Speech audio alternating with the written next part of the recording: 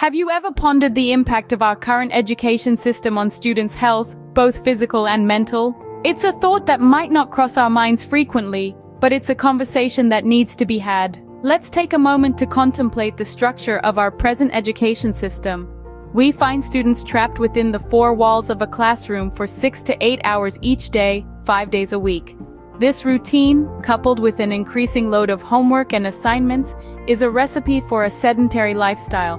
And as we know, a sedentary lifestyle is a leading factor contributing to obesity, a global epidemic affecting millions of young people.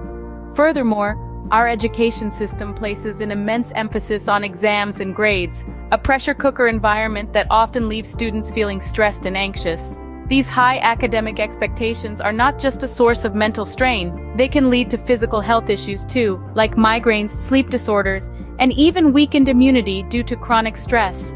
But it doesn't stop there. The structure of our education system doesn't leave much room for physical activities either.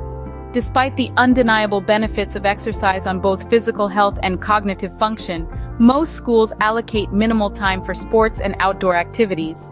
This lack of physical activity further compounds the problem, leaving students more susceptible to health issues and less equipped to handle stress. The question we need to ask ourselves is this: is the system designed to maximize students' potential, or is it merely churning out young people who are burdened with health issues before they've even had a chance to really live? Weighing all these factors, it's clear that our education system, as it currently stands, is not without its flaws. It's a system that, on the one hand, aims to prepare students for a bright future, but on the other hand, may be contributing to a future marred by health issues.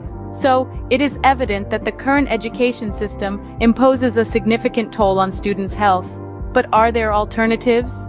Imagine an education system where students are not just physically present but also mentally engaged, active, and healthy. Now that's a thought worth pondering, isn't it? Let's delve into the world of alternative education models such as Montessori, Waldorf, and homeschooling. Each of these models presents a unique approach to education, focusing on the individual needs of a student rather than the one-size-fits-all approach of the standard education system. The Montessori method, for instance, emphasizes self-directed activity, hands-on learning, and collaborative play.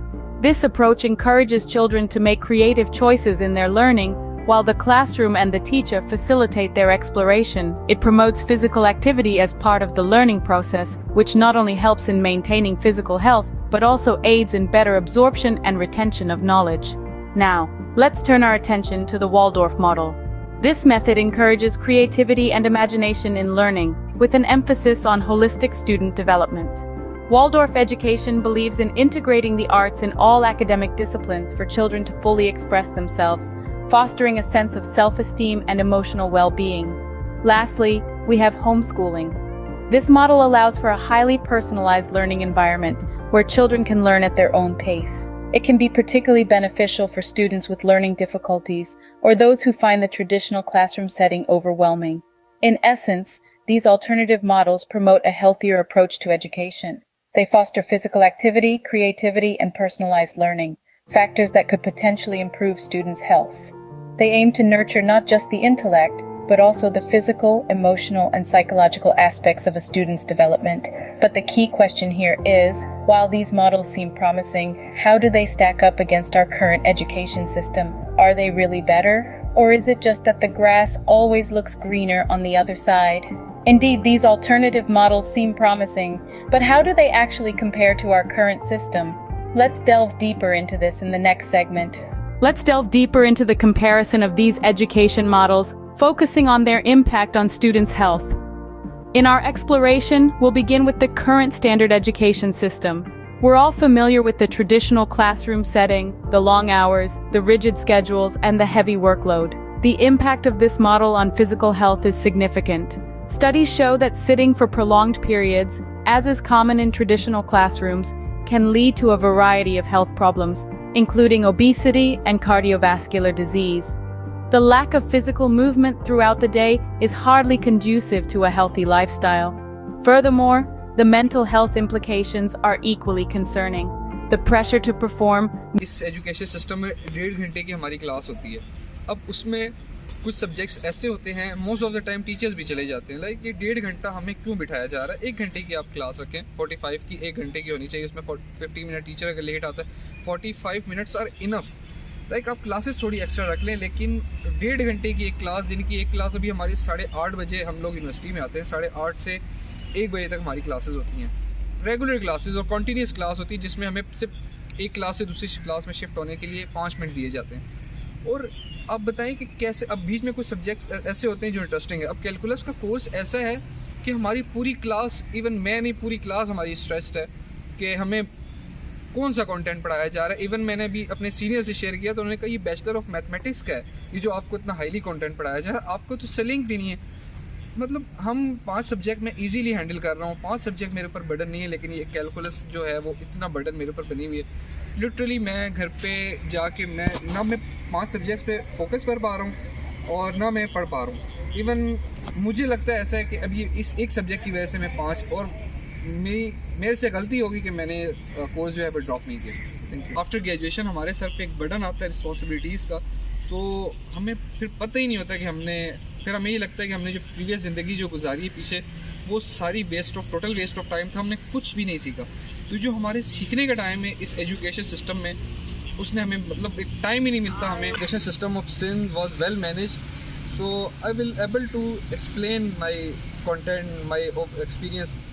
Even I can't share my experience, my discussion with you in English properly, in fluently. Student want to support his parent by doing something different. Like I'll give you example. I want to do job. I want to do something different. I want to make a YouTube channel, and I want to do something different which can support my parents. There is no equality in Pakistan.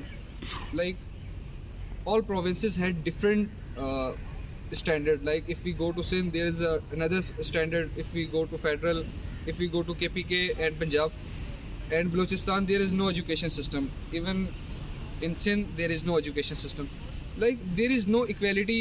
So how can we compete with federal board education system? I'm in Comstate University, learning in 3rd semester. If I will talk about, we have 6 subjects, okay? So the calculus, there is a subject, and the content of calculus is too much burdening on us. Even I'm not able to, 5 subject I can handle it, but the calculus, the teacher is over. Like when I share to the seniors, like differentiation or another daily things, like they are saying that the content you are learning, that's a best, where they were being compared every single minute with every other children, and every one of their achievements. We know that multiple children cases have been reported where they have tried to commit suicide because it was getting harder for them to survive in the world. It has really messed up with my mental health and with my social life.